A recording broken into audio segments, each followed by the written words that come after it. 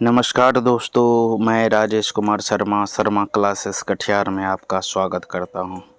दोस्तों मित्रों, आज जो है कि बिहार बोर्ड कक्षा 10 का मैं हिंदी का नागरी लिपि चैप्टर को लेकर उपस्थित हुआ हूं और यह बिहार बोर्ड के लिए अति ही महत्वपूर्ण जो है कि अध्याय होने वाला है। और सबसे बड़ी बात है दोस्तों इस चैप्टर का क्या है कि यह हैंड रिटन नोट्स है जो कि मेरे द्वारा हाथों से लिखा गया है। और इसमें जो है कि दोस्तों आपको लेखक के विषय में संपूर्ण जानकारी और उसके बाद इस अध्याय से संबंधित जो है कि महत्वपूर्ण प्रश्न उत्तर के साथ ही ऑब्जेक्टिव के सारे प्रश्नों को संग्रहित किया गया है। और अगर आप इस चैप्टर को, इस नोट्स को कंप्लीट कर लेते हैं तो आप भरोसा यकीन रखिए कि इस चैप्टर से आपको बाहर से कोई भी प्रश्न बोर्ड एग्ज़ाम में देखने को नहीं मिलेगा। अर्थात कहने का मतलब यह हुआ कि इस चैप्टर में मैंने जो आपको पढ़ा दिया है इससे बाहर कहीं भी कुछ नहीं जाने वाला है। तो आइए आज का यह चैप्टर हम लोग शुरू करते हैं और आप इसका नोट्स बना करके भी कॉपी में रख सकते हैं। तो आइए शुरू करते हैं। चैप्टर का नाम है नागरी लिपि, विषय हिंदी और बिहार बोर्ड के लिए अति महत्वपूर्ण है और शर्मा क्लासेस कटिहार के द्वारा ये जो है कि लाया गया है। आज देखिए दोस्तों, ये जो चैप्टर है, सबसे पहले कोई भी चैप्टर का लेखक के विषय में जानते हैं। तो ये जो नागरी लिपि है दोस्तों, नागरी लिपि के लेखक का नाम है गुणाकर मूल्य। बहुत ही बेहतरीन जो है कि लेखक, जो कि इसका जन्म जो हुआ था दोस्तों 3 जनवरी 1935 को जो है कि इसका जन्म हुआ था। गुणाकर मूल्य का अगर जन्म पूछा जाए दोस्तों, जन्म स्थान, तो ये महाराष्ट्र के अमरावती जिला में जो है कि इनका जन्म हुआ था। और गुणाकर मूल्य जी का जो है निधन 16 अक्टूबर 2009 को हुआ था। दोस्तों यह सब जो प्रश्न आप देख रहे हैं यह सब ऑब्जेक्टिव में अक्सर पूछ दिया जाता है, इसलिए आपको इसे याद करना होगा। गुणाकर मूल्य का शिक्षा का अगर बात किया जाए तो गुणाकर मूल्य की अपनी जो है शुरुआती पढ़ाई जो हुआ था दोस्तों, यह मराठी भाषाओं में ही हुआ था। मराठी, महाराष्ट्र में दोस्तों मराठी चलता है, इसलिए वहाँ पर मराठी भाषा में इसका जो है कि शिक्षा दीक्षा हुआ। और मिडिल क्लास की पढ़ाई करने के बाद ये वर्धा चल गए थे, वर्धा। और वर्धा जाने पर इन्होंने यहाँ पर 2 वर्ष की नौकरी की और इसके बाद इन्होंने जो है कि इलाहाबाद से गणित में एमए का जो है कि डिग्री हासिल को किया था, एमए का जो है कि कोर्स किया हुआ था। तो ये शिक्षा के बारे में था, गुणाकर मूल्य के बारे में। तो आपसे पूछ सकता है कि बचपन में उसकी पढ़ाई किस भाषा में हुई, पढ़ाई मिडिल के बाद वे कहाँ चल गए, इन्होंने 2 वर्षों तक क्या किया, इलाहाबाद से इन्होंने किस विषय में किया। तो गणित में दोस्तों इन्होंने एमए किया था, मास्टर ऑफ आर्ट्स। एमए का मतलब होता है मास्टर ऑफ आर्ट्स। अब देखिए दोस्तों, गुणाकर मूल्य का जो प्रमुख रचना है, इम्पोर्टेंट बुक्स है, यह है आपका दोस्तों अक्षरों की कहानी, भारत इतिहास और संस्कृति, और प्राचीन भारत के महान वैज्ञानिक, सौरमंडल, सूर्य, नक्षत्रलोक और भारतीय लिपियों की कहानी। दोस्तों अभी जो हम लोग चैप्टर पढ़ने वाले हैं नागरी लिपि, तो नागरी लिपि दोस्तों गुणाकर मूल्य के इसी पुस्तक से लिया गया है। ये जो आप देख रहे हैं भारतीय लिपियों की कहानी, इसी से जो है कि गुणाकर मूल्य के पुस्तक से लिया गया है, जो अभी हम लोग पढ़ेंगे इस अध्याय में। और उसके बाद और महत्वपूर्ण पुस्तक है दोस्तों, जैसे कि भारतीय विज्ञान की कहानी, अमर अक्षर कथा। ये सब जो है कि दोस्तों बहुत ही इम्पोर्टेंट बुक है जो कि गुणाकर मूल्य जी के द्वारा लिखा गया था। अब आ गई है दोस्तों, ये जो आप देख रहे हैं दोस्तों, ये सेक्शन है, यानी कि प्रमुख तथ्य। यह जो पाठ हम लोग पढ़ने वाले हैं जो कि नागरी लिपि है दोस्तों, इसके इस चैप्टर के इस अध्याय से जो प्रमुख बिंदु है, जो कि बहुत ही महत्वपूर्ण बिंदु है, उसको मैंने यहाँ पर लिखा है, अंकित किया है। तो आप इसको भी याद रखिए दोस्तों, इससे ऑब्जेक्टिव सब्जेक्टिव विभिन्न रूपों में आपको यह काम देगा। प्रमुख तथ्य यानी इम्पोर्टेंट फैक्ट है दोस्तों। जैसे गुणाकर मूल्य जी ने 2500 से अधिक लेख और 30 पुस्तक का प्रकाशन किया था, यानी छपवाया था दोस्तों, ये याद रखिएगा। गुणाकर मूल्य ने 2500 से अधिक लेख लिखा और 30 पुस्तक का प्रकाशन किया था। अब उसके बाद है दोस्तों विजयनगर शासक का लेख नंदी नागरी लिपि में मिलता है। विजयनगर जो शासक था, विजयनगर एक साम्राज्य हुआ करता था दोस्तों हमारे देश भारत में 1314वीं शताब्दी के आसपास में दोस्तों एक विजयनगर साम्राज्य हुआ करता था। उस सदी में जो है कि दोस्तों उस समय का जो लेख था नंदी नागरी लिपि का लेख मिलता है। उत्तर भारत में लिपि को दोस्तों, उत्तर भारत की लिपि को देवनागरी लिपि कहते हैं। उत्तर भारत में जो है लिपि को दोस्तों देवनागरी लिपि कहते हैं, इसे भी याद रखिए। दक्षिण भारत में नागरी लिपि को नंदी लिपि कहते हैं। ये दोनों इंपॉर्टेंट है दोस्तों, याद रखिएगा। उत्तर भारत में देवनागरी को कहते हैं और दक्षिण भारत में नागरी लिपि को नंदी लिपि कहते हैं, नंदी लिपि, ये याद रखिएगा। आगे है दोस्तों कि अकबर ने, इसी चैप्टर में दोस्तों अकबर जो है, अकबर भी जो दोस्तों, चूँकि आपको याद होगा कि जोधाबाई का विवाह जो हुआ था, एक राजपूत थी, उसका विवाह हुआ था अकबर का, और अकबर भारत का महान सम्राटों में गिना जाता है। उन्होंने सभी जाति धर्मों के लोगों का सम्मान किया था। इसी सम्मान में अकबर ने अपने शासनकाल में सिक्के पर राम जी और सीता जी का चित्र बनाकर राम सिया लिखवाया था। ये याद रखिएगा दोस्तों, राम सिया जो है कि लिखवाया था, राम और सीता माता का फोटो बना करके जो है कि लिख चलवाया था अकबर ने। तो ये ऑब्जेक्टिव में आपसे पूछ सकता है। 8वीं-9वीं शताब्दी में, आगे दोस्तों देखिए, 8वीं-9वीं शताब्दी में देवनागरी लिपि प्रादेशिक लिपि बनी थी। 8वीं-9वीं शताब्दी में देवनागरी लिपि प्रादेशिक, लगभग जो है कि बहुत सारे क्षेत्रों में यह लिपि फैल चुकी थी 8वीं-9वीं शताब्दी में। और आगे है दोस्तों, नागरी लिपि का आरंभिक लेख विंध्य पर्वत के दक्कन प्रदेश से मिलता है। अगर नागरी लिपि का प्राचीनतम स्रोत जानकारी मिले कि आखिर शुरुआत कहाँ से हुआ, यह दोस्तों विंध्य पर्वत के दक्कन प्रदेश से मिलता है। आगे है दोस्तों, कर्नाटक का श्रवणबेलगोला जैन धर्म का प्रमुख तीर्थ स्थान माना जाता है। तो कर्नाटक, जिसका राजधानी बेंगलोर है दोस्तों, वहाँ का जो है एक स्थान है श्रवणबेलगोला। यहाँ पर जैन धर्म का जो है कि प्रमुख तीर्थ स्थल है, जैन धर्म के लिए बहुत ही प्रसिद्ध स्थान है यह।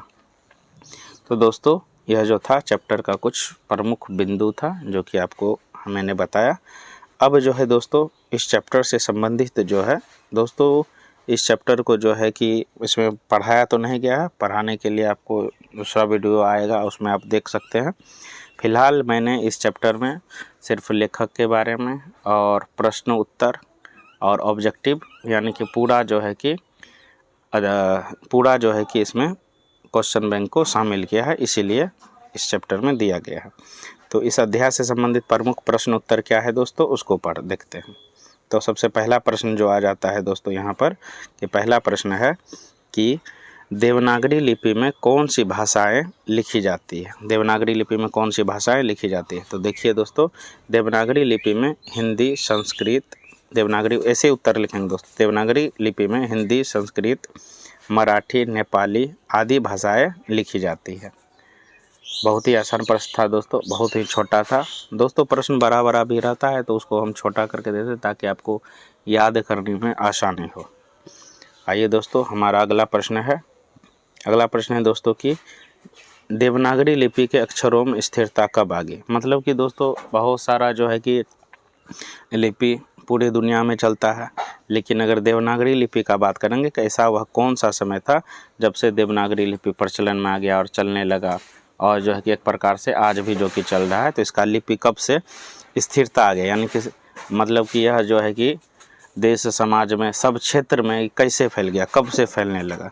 तो देखिए दोस्तों, इसका उत्तर होगा करीब 2 सदी पहले इस लिपि के टाइप बने थे। टाइप का मतलब हुआ दोस्तों कि इसका खांचा, इसका फॉन्ट 2 सदी पहले, यानी कि 2 सदी पहले इस लिपि के फॉन्ट बने थे और इसमें पुस्तक छपने लगी। ये जो हिंदी जो देख रहे हैं जिसमें अभी आपको पढ़ा रहे हैं, इस लिपि का जो है कि इसी लिपि में पुस्तक छपने लगी, जिसके कारण लोग पढ़ने लगे और इसी अक्षरों में जिसके कारण इसके अक्षरों में यानी लिपियों में क्या आ गई दोस्तों, स्थिरता आ गई। बहुत ही आसान प्रश्न था दोस्तों, एक बार फिर से बता देते हैं आपको कि देवनागरी लिपि के अक्षरों में स्थिरता कैसे आ गई। तब करीब 2 सदी पहले इस लिपि के टाइप बने और इसमें पुस्तक छपने लगी, जिसके कारण इसके अक्षरों में स्थिरता आ गई। बस इतना ही आपको याद रखना है। अगला है प्रश्न दोस्तों, ये थोड़ा सा बड़ा है लेकिन आसान है दोस्तों, कि नागरी लिपि को देवनागरी लिपि क्यों कहते हैं। देवनागरी मतलब देवों की लिपि, ईश्वर की लिपि क्यों कहते हैं। लेखक इस संबंध में यानी गुणाकर मूले जी ने इस संबंध में क्या बताया है कि नागरी लिपि को देवनागरी लिपि क्यों कहते हैं। लेखक इस संबंध में क्या बताते हैं। तो देखिए दोस्तों क्या है नागरी लिपि को देवनागरी लिपि कहने के लेखक के कारण है, मतलब दोस्तों नागरी लिपि को देवनागरी कहने के पीछे लेखक के कई कारण हैं। जैसे कुछ विद्वान का दोस्तों तर्क है, जैसे कुछ विद्वान का मत है, कहना चाहते हैं कुछ विद्वान ऐसा मत, क्योंकि देखिए ऐतिहासिक है, कब कैसे क्या हुआ किसी के पास कोई विस्तृत एकदम पुख्ता प्रमाण नहीं है दोस्तों।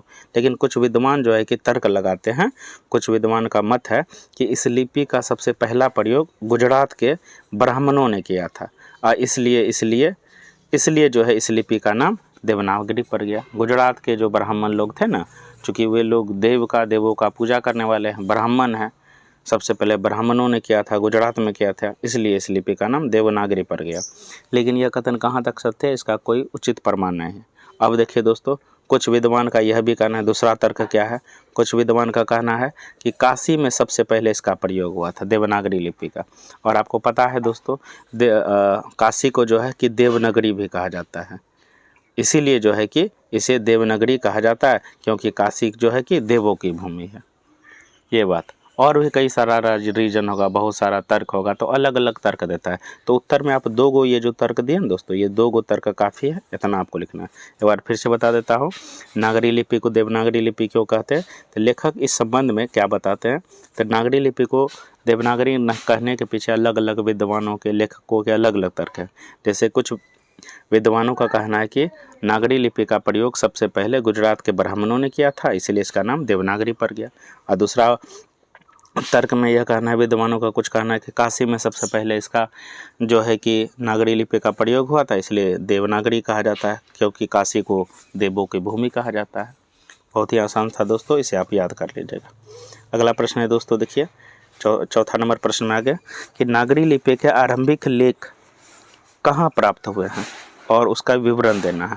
तो दोस्तों नागरी लिपि के आरंभिक लेख हमें विंध्य पर्वत के नीचे दक्कन प्रदेश से मिले हैं, विंध्य पर्वत के नीचे दक्कन प्रदेश से मिले हैं, ये याद रखिएगा। अगला प्रश्न है दोस्तों हमारा, लेखक ने किन भारतीय लिपियों से देवनागरी का संबंध बताया है। तो दोस्तों लेखक ने बंगाली लिपि, नंदी लिपि, नागरी लिपि, ब्राह्मी लिपि आदि से जो है कि देवनागरी का संबंध बताया है, ये याद रखिए। बहुत ही आसान था। लेखक ने किन लिपियों को देवनागरी से, मतलब ऐसा कौन सा लिपि सब है दोस्तों जो देवनागरी से मैच करता है, मिलता जुलता है। तो लेखक ने बंगाली लिपि जो कि देवनागरी से मिलता जुलता है, नंदी लिपि भी देवनागरी से मिलता जुलता है, नागरी भी मिलता जुलता है, और ब्राह्मी लिपि ये सब जो है दोस्तों, जो है कि मराठी भी लिपि दोस्तों, यह सब जो है कि देवनागरी लिपि से मिलता जुलता बताता है। अगला प्रश्न में आ गए दोस्तों कि गुज्जर प्रतिहार कौन थे। इंपॉर्टेंट प्रश्न है दोस्तों, गुज्जर प्रतिहार कौन थे। तो गुज्जर प्रतिहार दोस्तों शासक थे। गुज्जर प्रतिहार भारत के बाहर से आए थे, ये लोग जो थे बाहर से आए थे, लेकिन कालांतर में भारत में जो अपना शासन स्थापित कर लिया और यहाँ के राजा बन बैठे। देखिए दोस्तों गुज्जर प्रतिहार कौन थे। गुज्जर प्रतिहार भारत के बाहर से आए थे, जो 8वीं सदी से पहले अवंती में अपना शासन स्थापित कर लिया था और बाद में इसने कन्नौज पर भी अधिकार कर लिया था, धीरे धीरे अपना साम्राज्य का विस्तार कर लिया। बस इतना ही बात लिखना है, जो दोस्तों ज़्यादा लिखने का ज़रूरत नहीं है कि गुज्जर प्रतिहार भारत के बाहर से आए थे, 8वीं सदी से पहले अवंती में अपना शासन स्थापित कर लिया और बाद में इसने कन्नौज पर भी अधिकार कर लिया।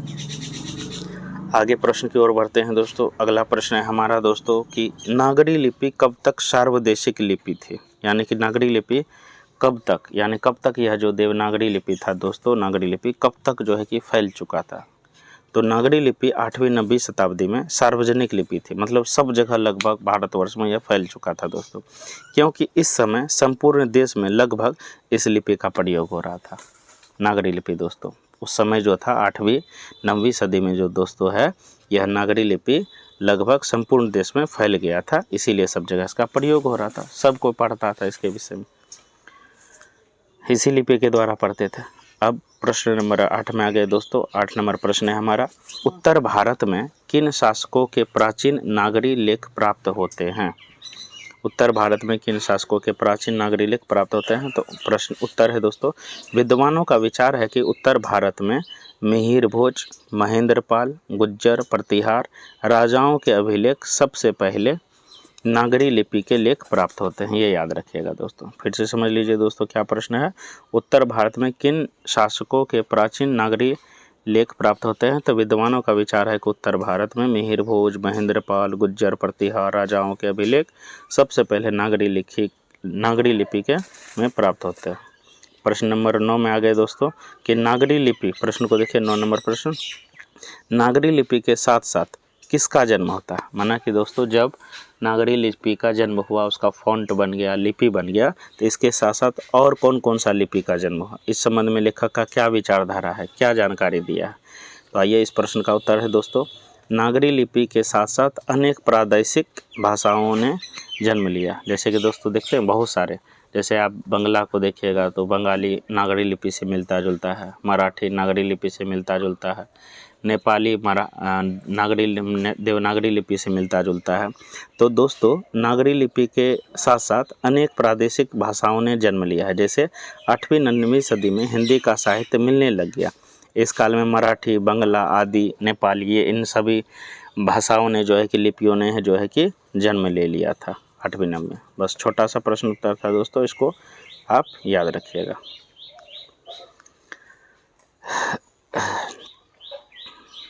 अगला प्रश्न देखो दोस्तों क्या है, ब्राह्मी और सिद्धम लिपि की तुलना में नागरी लिपि की मुख्य पहचान क्या है? तो उत्तर है दोस्तों, गुप्त काल की ब्राह्मी लिपि तथा उसके बाद की सिद्धम लिपि के अक्षरों के छोटे छोटे सिरों पर छोटी आड़ी लकीरें ठोस तिकोन है, लेकिन नागरी लिपि की मुख्य पहचान यह है कि इसके अक्षरों के लकीरों पर पूरी लकीरें बन जाती है। फिर से दोस्तों को समझिए प्रश्न को, ब्राह्मी और सिद्धम लिपि की तुलना में नागरी लिपि की मुख्य पहचान क्या है? तो गुप्त काल की ब्राह्मी लिपि तथा उसके बाद की सिद्धम लिपि के अक्षरों के छोटे छोटे सिरों पर छोटी आड़ी लकीर, जैसे दोस्तों देखिए दोस्तों ये दे रहे हैं ना ठोस तिकोन, लेकिन नागरी लिपि की मुख्य पहचान यह है कि इसके अक्षरों के लकीरों पर पूरी लकीरें बनाती, पूरी लकीरें जो है कि बन जाती है। अगला प्रश्न दोस्तों, प्रश्न नंबर 11 है, लेखक ने पटना से नागरी लिपि का क्या संबंध बताया है? तो देखिए दोस्तों क्या है इसका उत्तर, पाद ताड़ित कम नामक एक नाटक से जानकारी मिलती है कि पाटलिपुत्र पटना को नगर कहते थे। यह नगर चंद्रगुप्त द्वितीय विक्रमादित्य के व्यक्तिगत नाम से आधारित था, विक्रमादित्य के नाम से आधारित था, और इसी पाटलिपुत्र को देवनगर भी उस समय दोस्तों कहा जाता था, और देवनगर की लिपि होने के बाद इसे देवनागरी बताया गया। याद रखिएगा दोस्तों, लेखक ने पटना से, मतलब ऐसा माना जाता है कि नागरी लिपि का जन्म पटना भी हो सकता है। क्यों? तो एक नाटक है दोस्तों, उस नाटक का नाम है पाददी टाटकम नामक एक नाटक है। इससे जानकारी मिलता है कि पाटलिपुत्र पटना को नगर कहते थे। इस नगर का चंद्रगुप्त द्वितीय विक्रमादित्य के नाम से आधारित था, और यह जो एक संस्कृत का एक अच्छा स्थान था। देवनगर की लिपि होने के बाद इसे जो है कि देवनागरी बताया गया। अब देखिए दोस्तों, यहाँ पर आपका सारा सब्जेक्टिव खत्म हो जाता है, इससे बाहर कुछ नहीं आएगा। अब आपका यहाँ से ऑब्जेक्टिव प्रश्न शुरू हो जाता है। यानी कि दोस्तों आप समझिए सीधा बात, अगर आप इसको कंट्रोल कर लेते हैं, पढ़ लेते हैं, तो आपको नागरी लिपि चैप्टर से कोई भी प्रश्न बाहर नहीं जाने वाला है। तो आइए यहाँ से ऑब्जेक्टिव प्रश्न आपका शुरू हो जाता है, इसको शुरू करते हैं।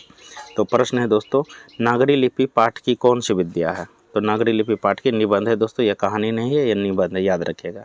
नागरी लिपि पाठ के लेखक कौन है? तो नागरी लिपि पाठ के लेखक दोस्तों गुणाकर मूल्य हैं, याद रखिएगा। नागरी लिपि पाठ के लेखक गुणाकर मूल्य हैं। अगला प्रश्न है दोस्तों, गुणाकर मूल्य का जन्म कब हुआ था? तो गुणाकर मूल्य का जन्म हुआ था दोस्तों 1935 में, याद रखिएगा। अगला प्रश्न है दोस्तों, गुणाकर मूल्य का जन्म, यहाँ थोड़ा मिस्टेक हो गया था दोस्तों, आप इसको जो है कि इसको हटा दीजिए। गुणाकर मूल्य का निधन कब हुआ था दोस्तों? तो गुणाकर मूल्य का निधन हुआ था 2009 में, इसको याद रखिएगा। अगला प्रश्न है दोस्तों 5 नंबर ऑब्जेक्टिव, कि गुणाकर मूल्य का जन्म कहाँ हुआ था? तो गुणाकर मूल्य का जन्म दोस्तों महाराष्ट्र के अमरावती जिले में हुआ था। अगला प्रश्न है दोस्तों, किसकी 2500 से अधिक लेख और 30 पुस्तकों का प्रकाशन हो चुका है? तो गुणाकर मूल्य का जी का जो है कि 2500 से अधिक लेख और 30 पुस्तकों का प्रकाशन हो चुका है, याद रखेगा। प्रश्न नंबर 7 में आ गए दोस्तों, अक्षरों की कहानी किसकी रचना है? तो हम लोग पढ़े थे लेखक के बारे में दोस्तों कि अक्षरों की कहानी गुणाकर मूल्य का जो है कि रचना है, गुणाकर मूल्य के द्वारा लिखा गया। प्रश्न नंबर 8 दोस्तों, कि लेखक खगोल विज्ञान, अंतरिक्ष विज्ञान, विज्ञान का इतिहास, ये सब जो पुस्तक किसके द्वारा लिखा गया? तो ये सब पुस्तक दोस्तों गुणाकर मूल्य जी के द्वारा लिखा गया। अगला प्रश्न है दोस्तों 9 नंबर कि नागरी लिपि गुणाकर मूल्य के किस पुस्तक से लिया गया है? ये तो आपको बताए थे दोस्तों, नागरी लिपि गुणाकर मूल्य के भारतीय लिपियों की कहानी से लिया गया है। प्रश्न नंबर 10 दोस्तों ऑब्जेक्टिव, हिंदी तथा विविध बोलियां किस भाषा में बोली जाती है? तो हिंदी और बहुत सारी भाषाएं दोस्तों देवनागरी लिपि में बोली जाती है, याद रखिएगा। प्रश्न नंबर 11 दोस्तों, देवनागरी लिपि के आरंभिक लेख कहाँ से प्राप्त होते हैं? तो देवनागरी लिपि के जो है कि प्रारंभिक लेख दोस्तों दक्षिण भारत से प्राप्त होते हैं हमें। प्रश्न नंबर 12 है दोस्तों कि 15वीं सदी के विजयनगर के शासकों ने अपने लेख के लिए किस लिपि का प्रयोग किया? तो अपने लेख के लिए उन्होंने नंदी नागरी, जो इधर से दीजिएगा दोस्तों, थोड़ा मिस्टेक हो गया है, नंदी नागरी लिपि का प्रयोग किया था। प्रश्न नंबर 13 दोस्तों ऑब्जेक्टिव, रामायण की रचना किस भाषा में हुई? तो रामायण की रचना संस्कृत में हुई थी। प्रश्न नंबर 14 दोस्तों, दोहा कोश किसकी रचना है? तो दोहा कोश जो है कि यह सरहपाद की रचना है। एक बहुत ही लेखक थे, बहुत ही प्राचीन समय के बहुत ही जाने माने लेखक, प्रख्यात लेखक थे। दोहा कोश की रचना सरहपाद के द्वारा की गई थी। 15 नंबर दोस्तों, हिंदी के आदि कवि कौन है? तो हिंदी के आदि कवि दोस्तों यही हैं, सरहपाद को हिंदी के आदि कवि के नाम से जाना जाता है। पूछेगा ऑब्जेक्टिव में दोस्तों कि हिंदी का आदि कवि किसे कहते हैं? सरहपाद को कहा जाता है।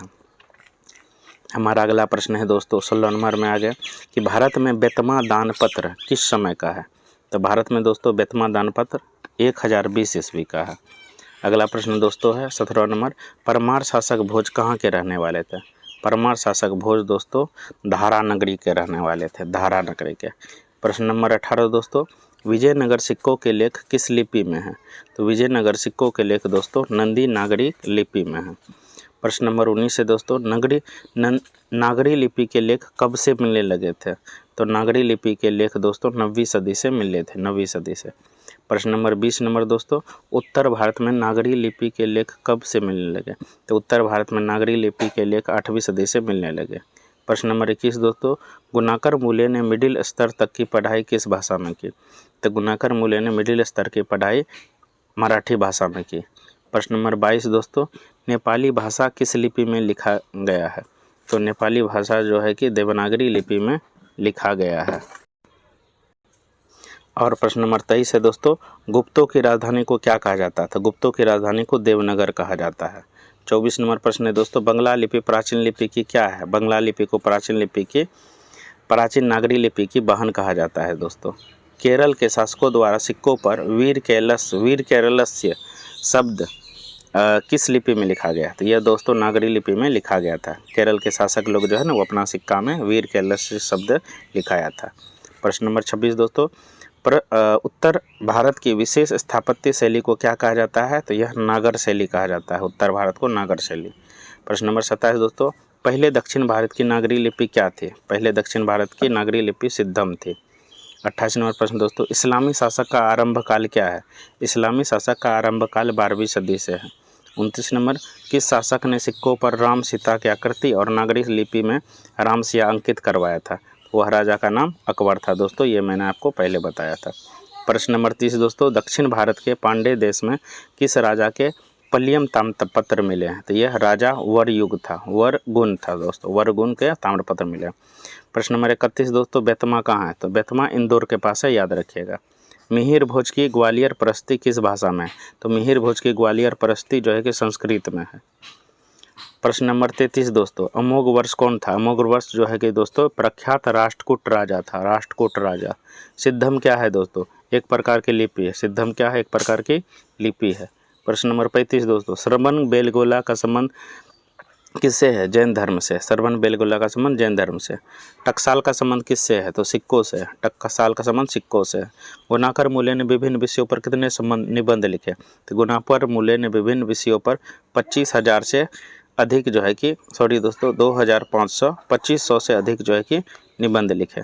तो दोस्तों यहाँ पर हमारा जो है कि यह जो है कि चैप्टर दी एंड हो जाता है, ख़त्म हो जाता है। इसमें आपको दोस्तों लेखक के बारे में सब्जेक्टिव ऑब्जेक्टिव पूरा का पूरा निचोड़ है। कहीं पर आपको कुछ भी करने का, लिखने का, मतलब कहीं पर एक्स्ट्रा पढ़ने का ज़रूरत नहीं है। आप इसको नोट्स बनाइए, कॉपी में लिखिए। केवल वीडियो देखने से काम नहीं चलेगा, कॉपी में नोट्स बनाएगा तब आपको और याद हो जाएगा। दोस्तों अगर हमारा आपको यह प्रयास अच्छा लगता है तो दोस्तों आपको क्या करना है, लाइक करिए, शेयर करिए और उसके बाद दोस्तों सब्सक्राइब भी इसको करिए। तो मिलते हैं अगले वीडियो में दोस्तों। धन्यवाद।